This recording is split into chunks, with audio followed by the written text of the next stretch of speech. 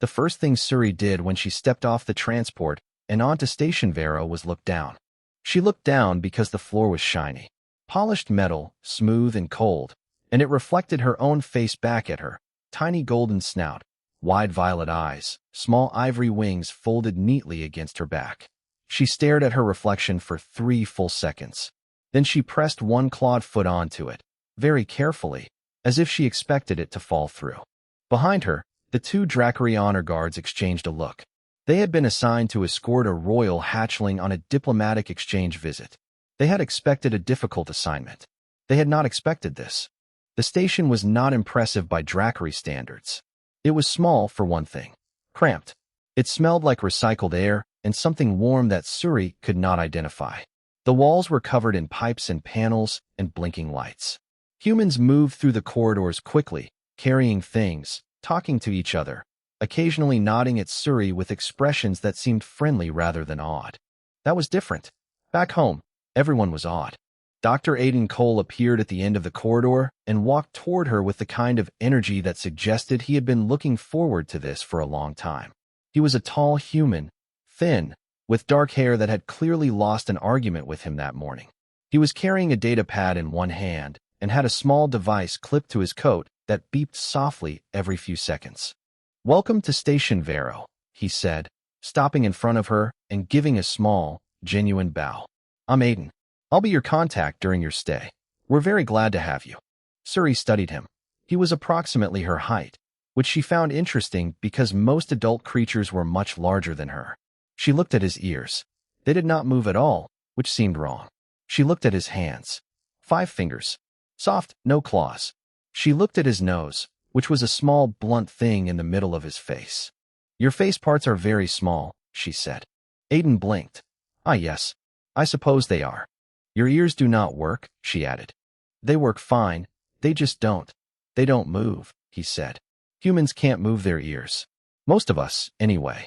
Suri filed this information away. She was already finding this planet very interesting. The honor guard said something sharp in Dracari about dignity and royal conduct. Suri ignored them with the practiced ease of a hatchling who had been ignoring honor guards since she could walk. Aiden showed her through the station. She was supposed to observe. She was supposed to stay near the diplomatic wing and not touch anything. She was supposed to be quiet and composed and representative of Dracari royal dignity. She touched everything. She pressed buttons until Aiden gently redirected her hands. She put her nose against a porthole and fogged it up with a breath that turned faintly gold. She asked 47 questions in the space of 20 minutes, which Aiden answered with great patience and only one visible moment of exhaustion. She was standing in the main corridor, looking at a row of storage panels, when it happened. Lieutenant Bren Nalso walked around the corner carrying a stack of supply containers. He walked directly into the stream of cold air from a ventilation shaft above him. He tried to resist. His face scrunched up, his eyes closed, and then he sneezed. Not once, but 3 times in quick succession, each one louder than the last. The containers wobbled. He steadied them, wiped his nose with his sleeve, and kept walking like nothing had occurred. Suri had gone completely still. Her eyes were enormous. Her small wings had flicked open involuntarily. She stared at the spot where Bren had been standing. Then she made a sound. It started low, like a rumble deep in her chest, and then it climbed and climbed until it burst out of her as a full, shaking, wheezing dragon laugh, the kind that came from somewhere beneath her ribs, the kind that had no dignity in it whatsoever. She doubled over. Her tail slapped the floor. Her wings flapped twice without purpose. A small flicker of gold flame escaped her nose. The 2 honor guards looked as if they were reconsidering their careers. Aiden crouched down next to her. "Are you all right?" Suri pointed at where Bren had been. She was laughing too hard to speak. "He sneezed," Aiden said slowly. She wheezed. She nodded. Yes. Humans sneeze. It happens when something irritates the inside of the nose. The body pushes air out very fast to clear it. Suri straightened up, wiped her eyes with one small claw, and looked at Aiden with an expression of complete wonder. It came out of him," she said. "He did not choose it." "No," Aiden agreed. "You really can't." She stared at him with the kind of intensity that made people uncomfortable. "Can you do it?" Not on command, no." She looked at the ventilation shaft. She looked at Aiden. He saw what she was thinking approximately 1 second before she did it. He stepped sideways. She stepped with him. Please don't, he said. She stepped sideways again. He blocked her gently. They did this 4 more times. That night, Suri sent a transmission home to her grandmother, the Grand Matriarch Thovara, ruler of the Sunspine Peaks. She described humans as small, warm creatures who moved very fast and made involuntary sounds with their faces and did not seem bothered by any of it. She said she thought she might like it here. Thovara read the transmission twice. She set it down. She looked out the window of the great mountain court at the stars, where her granddaughter was currently living among the strangest species in the known galaxy. She decided she would not think about it until morning. 3 weeks passed on Station Vero, and Suri learned things. She learned that humans slept in flat, soft rectangles called beds, which she found baffling because Dracari slept curled on warm stone. She tried a bed once. She fell off it twice. She went back to sleeping on the heated floor of her quarters with a blanket, which she arranged into a nest shape without fully realizing she had done it. She learned that humans had a drink called tea that they made by putting dried plants in hot water, and that they drank it at moments of stress, celebration, sadness, boredom, and apparently for no reason at all. Aiden drank 4 cups a day. She asked why. He thought about it for a long time and said it helped him think. She asked if he needed outside help to think. He said yes, sometimes. She learned that when humans laughed, it came out of their mouths in short bursts, and their eyes went small, and sometimes they made no sound at all and just shook. She cataloged every variation she saw. She found all of them interesting, but the sneezing remained her favorite. She had now witnessed 19 separate sneezes from 7 different crew members, and she had notes. Bryn sneezed loudly and without warning. Aiden sneezed in pairs, always 2, never 1, never 3. Commander Osei, who ran the station with the calm of someone who had decided long ago that nothing would surprise her, sneezed silently with her eyes open, which Suri found deeply unsettling in a way she could not explain. Aiden had started letting her watch when he ran biological samples in his lab, because she sat quietly and asked good questions and did not touch things unless she asked first, a rule she had adopted after the incident with the centrifuge, which she did not like to talk about. He was cataloging a tissue sample under a scope one afternoon when Suri looked up from the corner where she had been reading a Dracari text on stellar cartography. "Something is wrong at home," she said. Aiden looked up. "What do you mean?" "I feel it." She touched the center of her chest with one claw. "Here. It is not a pain. It is more like a sound below the sound. Dracari who are bonded to a kingdom feel it when the kingdom is unsettled." Aiden set down his equipment carefully. "How long have you felt it?" "For days," she said. "It has been getting louder." He did not dismiss her. That was one of the things she had noticed about him early. He did not dismiss things because they were unfamiliar to him. He wrote them down instead. The transmission from Thovara arrived 2 hours later. It was short. The matriarch's face was unreadable in the way it was always unreadable, which meant something was wrong, because Thovara only worked hard at being unreadable when she had a reason. She said that Suri's return should be delayed slightly, that things at court were in review, that there was nothing to concern herself with, that she should continue her visit. She did not say what was in review. Aiden replayed the transmission 3 times. Commander Riva Osei watched it once from the doorway of his lab, arms crossed, and said nothing for a moment after it ended. "Pull up everything we have on Dracari court politics for the last 6 months, she said finally. "Already running it," Aiden said. Suri watched both of them. She had lived her whole short life in a royal court. She knew what adults looked like when they were being careful about what they said in front of someone young. She straightened her wings and said, very clearly, "You can tell me what you think. I am not fragile." Osei looked at her for a long moment. Then she nodded once. "We don't know anything yet. When we do, we'll tell you." Suri accepted this. It was more than most adults offered her. What Osei did not say, what she discussed with Aiden later that evening, quietly, in the corridor outside the lab, was that a name had come up 3 times in the political scan. General Dorvac, rival faction, publicly loyal to the Sunspine throne. Privately, according to 2 separate diplomatic intelligence sources, deeply interested in the royal succession. Aiden pulled Dorvac's file while Suri slept. The general was old, decorated, and careful.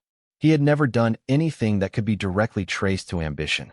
He had simply been present, for decades, at every moment when the Sunspine line had been tested. Aiden wrote a note in his research log, behavioral pattern consistent with long-game political positioning, filed under persons of interest. Then, because he was a scientist and could not stop himself, he added a second note beneath it. Also collected biological sample from Dracary diplomatic vessel during yesterday's supply transfer. Unidentified particulate in crew member's respiratory expulsion. Storing for analysis. Probably nothing. Running standard Zenobio scan. He almost deleted that second note.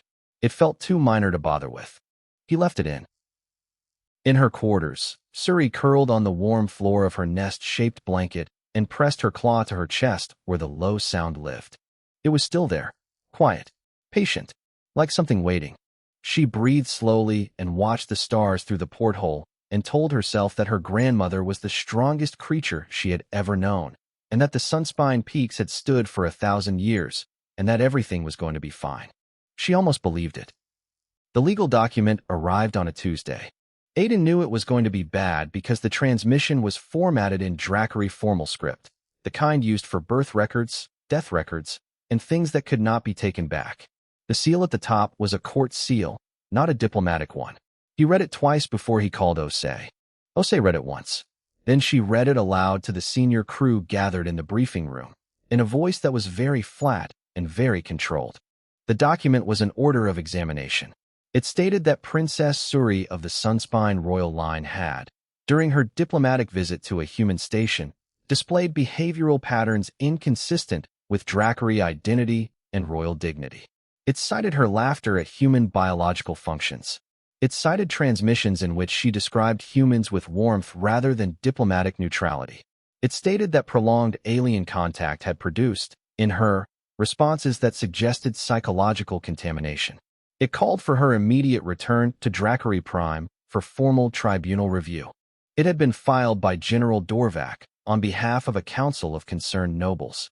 The silence in the briefing room was the kind that had weight to it. Bren, who was sitting at the far end of the table, looked at the document on the screen, looked at his hands, and said, very quietly, "They want to remove her from the royal line because she laughed at me sneezing." "That is a simplified version of the legal argument," Aiden said, "but yes." "That is," Bren said, "possibly the most ridiculous thing I have ever heard." "It is also," Osei said, "technically valid under Dracary law. The clause is old, but it exists. Heirs who are deemed compromised by foreign influence can be examined and removed." More silence. Suri was not in the briefing room. She was in the lab, reading. Aiden had asked her to give them a few minutes, and she had agreed without asking why, which meant she already knew something was coming. Aiden leaned forward. "We can't stop her from going back.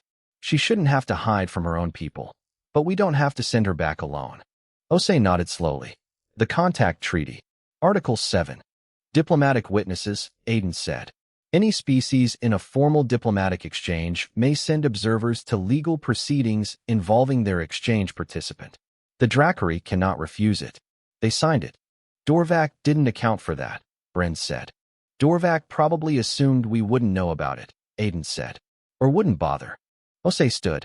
"We bother. Prep the ship. We escort Suri home, and we attend that tribunal as official observers." She looked at Aiden. "And you are going to spend every hour of that journey reading every piece of Dracary law you can get your hands on." "I was already planning to," he said. They told Suri that evening. She listened to all of it without interrupting. She sat very still with her wings folded and her tail wrapped neatly around her feet, and she looked at the document on the screen for a long time. Then she said, "I should go back and face the tribunal. Dracary law must be followed." "We agree," Osei said. "That's why we're all going." Suri looked at her. "You do not have to do that." "We know," Osei said. "We're doing it anyway." Suri was quiet for a moment. Her violet eyes were very bright. She looked at Aiden, then at Bren, then back at Osei. She said nothing more about it. She simply nodded once and went to pack her things, which took 4 minutes because she had arrived with almost nothing and had accumulated only a few small items. A smooth metal bolt Bren had given her, a pressed sample card from Aiden's lab, and a drawing one of the younger crew members had made of her on a piece of paper. She packed all 3 very carefully. The journey to Dracary Prime took 2 days. Aiden barely slept. He pulled up every Drackery legal archive he could access through the diplomatic database, reading old texts, old rulings, old cases. Most of it was dense and formal and written for Drackery eyes, full of concepts that didn't translate neatly. He took notes. He cross-referenced. He drank more tea than usual and ignored Bryn telling him to rest. On the second night, Suri came and sat across from him in the small research area. She watched him read for a while. "You are looking for something to help me," she said. "I'm looking for everything," he said. "I'll know what helps when I find it." She watched him for another moment. Then she said, "I am glad I was sent to your station." He looked up from the screen. "Humans make the universe feel less large," she said, simply. Then she sneezed, or nearly sneezed, pulling back at the last second in what was clearly a failed attempt to suppress it. He stared at her. She stared at him. Then he sneezed, real and sudden, his allergy to the ship's recycled filter kicking in at exactly the wrong moment, loud enough to echo off the walls of the small room. Suri's near sneeze turned into a full laugh. It bounced off the ceiling. It lit up the corridor outside with a flicker of gold. She laughed until she hiccuped, and the hiccup produced a small tongue of fire that singed the corner of his data pad. He looked at the singed corner. He looked at her. "Sorry," she said, still shaking. "It's fine," he said. He turned back to his reading. But he was smiling, and they both knew it. Outside the viewport, Drackery Prime grew slowly larger in the dark. Drackery Prime did not look like a planet that needed defending.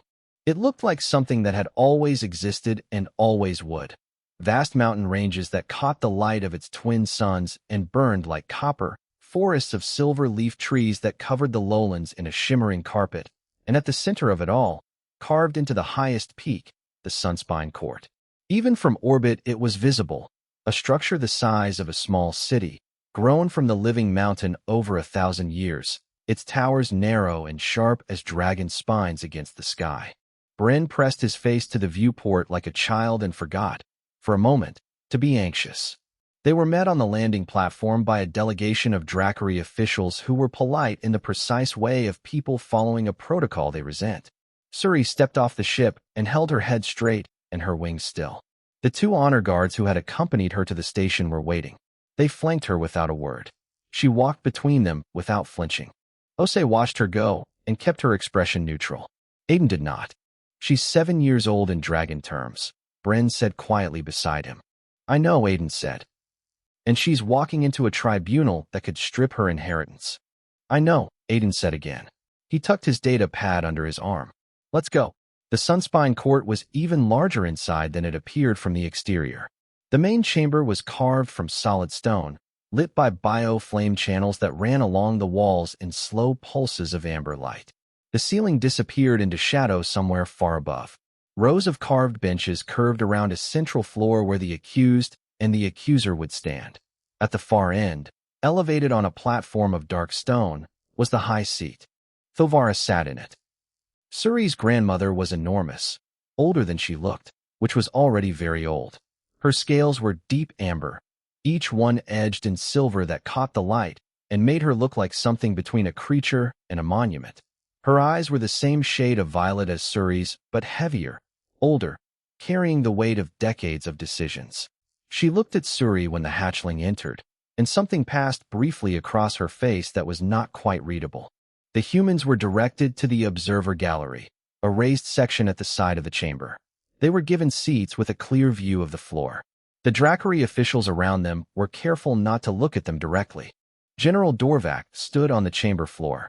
He was dark teal with copper markings along his neck and shoulders, and he carried himself with the ease of someone who had already decided he had won.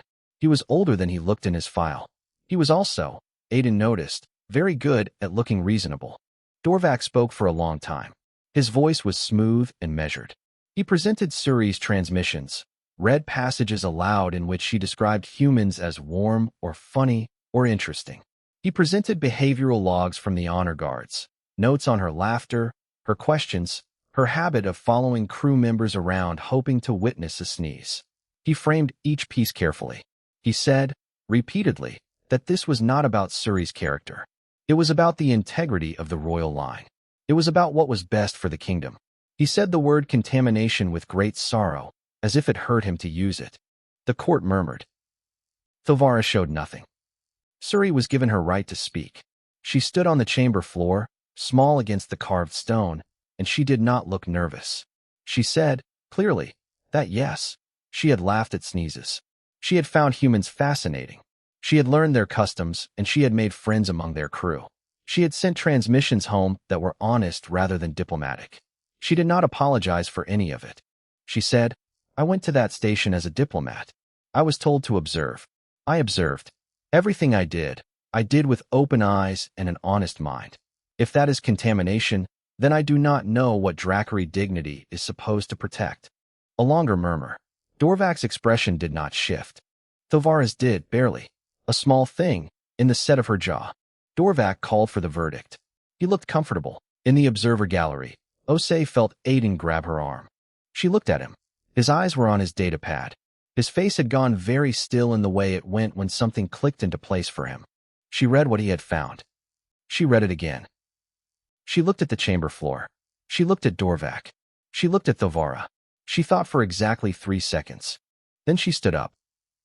Her voice was calm and formal and carried across the chamber without effort. Station Vero formally invokes the right of contextual record under Article 19 of the Dracari Diplomatic Witness Covenant, signed in the 43rd year of the Sunspine Accord. The chamber went quiet in a way that was different from the quiet before. This quiet had edges. Dorvak turned toward the gallery. For the first time, he looked at the humans directly. On what grounds, he said, does a foreign observer claim contextual record? Osei met his eyes. On the grounds that we have documented evidence directly relevant to the welfare of this kingdom. She paused. And we'd like to present it before this court makes a very permanent decision. The murmur in the chamber was louder now. Several of the noble delegates were looking at each other. Thovara raised one hand, and silence fell instantly. She looked at the observer gallery for a long moment. The right of contextual record is granted, she said. This session is paused until morning. Dorvak said nothing, but his copper markings had gone very tight along his jaw. Aiden stood next to Osei and let out a long, slow breath. Bren, beside him, whispered, Do we actually have evidence, or are we bluffing? We have evidence, Aiden said. Are you sure? Aiden looked at his datapad. At the note he had almost deleted 2 weeks ago. The one about the particulate in the respiratory sample from the Dracari diplomatic vessel. The one he had run a standard Zenobio scan on and then, because something had felt not quite right, run a second scan. And a third. I'm sure, he said. Morning in the Sunspine Court came with cold light through narrow stone windows. Aiden had not slept. He had spent the night in the small room given to the human delegation, cross-referencing his scan results against every Dracari biological archive he could reach through the diplomatic data network. He had 3 cups of cold tea at his elbow and a data pad covered in his own handwriting. When he walked into the chamber, he looked like someone who had been awake for 30 hours. He also looked, Bren noted privately, like someone who was completely certain of what he was about to say. That combination, in Aiden, was either very reassuring or slightly terrifying. Thovara was already in the high seat. Dorvak stood on the floor with his attendants, composed and cold. The noble delegates filled the carved benches. The bio-flame channels along the walls pulsed slowly. Osei presented Aiden to the court as Station Vero's chief xenobiologist and official diplomatic witness. Dorvak objected on the grounds that a human scientist had no standing to address the court on Dracari matters. Thovara overruled him in 4 words. Aiden walked to the center of the chamber floor. He was aware of how small he was in that room, how different, how entirely out of place. He had a datapad and a projection unit and 30 hours of work. He started talking. 6 weeks ago, he explained, a Dracari diplomatic supply vessel had docked at Station Vero for a routine transfer. During the transfer, one of the vessel's crew members had sneezed. The Dracari honor guards had been offended. The human crew had ignored it. Suri had laughed. The court remembered this. Dorvak had used it in his presentation the day before. One more piece of evidence of Suri's inappropriate fascination with human biological functions. But, Aiden said, he had been standing next to Suri when it happened. And because he was a xenobiologist and could not help himself, he had collected a biological sample. He collected samples constantly. It annoyed everyone around him. He had 3 years of samples from the station's air filters, the docking bay, the diplomatic wing, every visiting vessel that passed through. He had samples from the diplomatic vessel crew. He had, specifically, a sample from the airspace around the crew member who had sneezed. He put the scan results on the projection. He walked the court through them. The sneeze had not been caused by a draft or a common irritant. The crew member had been carrying a compound in their respiratory tract, a bioparticulate compound that Aiden had not recognized on his first scan or his second. On his third scan, running it against Dracari Biological Archives, he had found a match. Vorthine dust. The chamber was absolutely silent. Aiden continued, steadily. Vorthine dust, according to the Dracari historical records, was an ancient assassination compound, developed and used during the internal wars of the Sunspine Peaks 4 centuries ago. It was inhaled. It was colorless, odorless to most species, and very difficult to detect without specialized biological scanning equipment. In Dracari physiology, it caused gradual neural degradation, first subtle, presenting as mild respiratory irritation, then progressive memory loss, then cognitive failure. It was slow. It was designed to look like natural illness. It had been effectively extinct for 200 years. Someone had brought it back. The supply vessel that had docked at Station Vero had originated from a logistics network. Aiden put the network's documentation on the projection. He put the ownership records beside it. He did not say anything for a moment. He let the court read them. The logistics network belonged to General Dorvac. The vessel had been a dry run.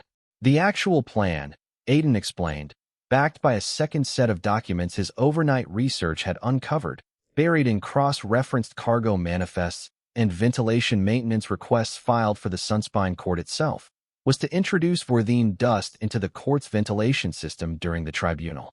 Slow exposure over several hours. The matriarch and her senior counsel would be affected first, given their proximity to the high seat. By the time symptoms presented clearly, Dorvac would be positioned to claim a crisis, invoke emergency succession protocols, and step into the vacuum. A slow, quiet assassination. Deniable. Invisible. If Suri had not laughed. If Aiden had not collected a sample because she had laughed and he had been standing next to her. If he had not been the kind of person who ran 3 scans on everything because he was never satisfied with the first answer. If any one of those things had not happened, he would never have found the compound. The tribunal would have proceeded. The matriarch would have gone home that evening and gone to sleep and never quite felt right again. He stopped speaking. The silence in the Sunspine Court lasted a long time. Then it broke, not all at once, but in pieces, noble delegates turning to each other, voices rising, the stone walls throwing the sound back in layers. Dorvac did not speak. His copper markings had gone flat against his scales. He looked at the projection. He looked at Aiden. His expression was the expression of someone recalculating rapidly. He made it 4 steps. Osei had positioned herself near that doorway the previous evening, when she and Aiden had been shown to their room, and she had, out of professional habit, quietly mapped the chamber's exits. She stepped into the frame. She did not touch him. She simply stood there, arms at her sides, blocking the way with the calm of someone who had done this kind of thing before. The court security moved in from both sides. Dorvac stopped. Thovara rose from the high seat. She did not need to raise her voice. The chamber went quiet on its own. She looked at the projection. She looked at Dorvac. She looked, finally, at the small human standing in the center of the chamber floor with his data pad and his singed sleeve and his 30 hours of work. She said nothing yet. But she looked at him for a long time. Dorvac was taken from the chamber by 4 court guards, and the doors closed behind him, and the Sunspine Court breathed again. It was a long process after that, the kind of careful, formal unwinding that courts do when something has gone very wrong, and they are determined to put every piece back exactly where it belongs. Aiden's evidence was entered into the permanent record. The ventilation maintenance logs for the court were pulled and examined. 3 members of Dorvac's network aboard the diplomatic vessel were identified and detained. Investigative delegates were dispatched. Forms were signed. Seals were applied. Bryn sat through all of it with the expression of someone trying very hard to look as if they understood what was happening. He leaned toward Aiden at one point and whispered, "How long does Dracari legal procedure take?" Aiden whispered back, "Longer than ours." Bryn settled in. The formal dissolution of all charges against Suri was issued before the chamber at midday. Thovara read it herself, from the high seat, in the full formal script, not because it was required but because she chose to. Her voice was even and measured and carried the weight of an old thing being acknowledged. She stated clearly that the evidence of behavioral deviation cited by General Dorvac had been misrepresented, that no clause of Dracari law could rightfully apply to a hatchling whose contact with foreign peoples had demonstrably served the protection of the kingdom, and that all charges were dissolved without condition or qualification. She did not phrase it as an apology. She was a matriarch and she had been doing this for a long time, and she knew that the shape of justice was not the same as the shape of feeling sorry. But she did it with a weight that everyone in the chamber recognized. The nobles inclined their heads. Suri stood on the chamber floor and held very still through all of it. Later, in a smaller room behind the court, Thovara met with her granddaughter alone. Suri did not speak first. She had learned, young, that her grandmother thought in long, complete thoughts and did not appreciate interruption. Thovara looked at her for a long moment. Then she said, "Tell me what you learned among the humans." Suri thought about it carefully before she answered. "That strange is not broken," she said. "That small things can see what large things miss. And that the funniest things are sometimes the most important." Thovara was quiet. "You sound different," she said finally. "I know," Suri said. "It is not a bad difference." Suri looked up. "I did not say it was a good one either," Thovara added. "I said it was not bad. That is where I am at present." She reached out and placed one enormous silver-edged claw very briefly on top of Suri's head, a Dracari gesture so old and so specific that it had no real translation. It was something grandmothers did. That was all. Then she rose and went to receive the human delegation. Osei and Aiden were brought into a formal receiving room where Thovara sat behind a low stone table. Bren had been left in the corridor. He did not seem to mind. He had found a small carved dragon statue on a shelf by the door and was studying it with great interest.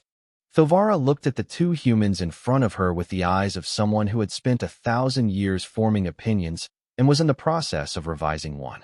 She said, "In 400 years, no species has found a trace of Vorthene dust. You found it in a sample you collected because a hatchling laughed at your colleague's sneeze." Aiden opened his mouth, closed it. "Yes," he said. "You collect samples constantly," she said. "This is known to your crew. They find it irritating." "Also yes," he said. Thovara looked at him for another moment. Then she said, "I am going to offer you something that has not been offered to anyone outside the Dracari people in the recorded history of this court." She turned slightly toward a court official standing at the wall, who produced a sealed document and brought it forward. "Station Vero and its crew are named witnesses of the Sun Spine," Thovara said. "Your testimony will always be received in this kingdom's courts without question of standing.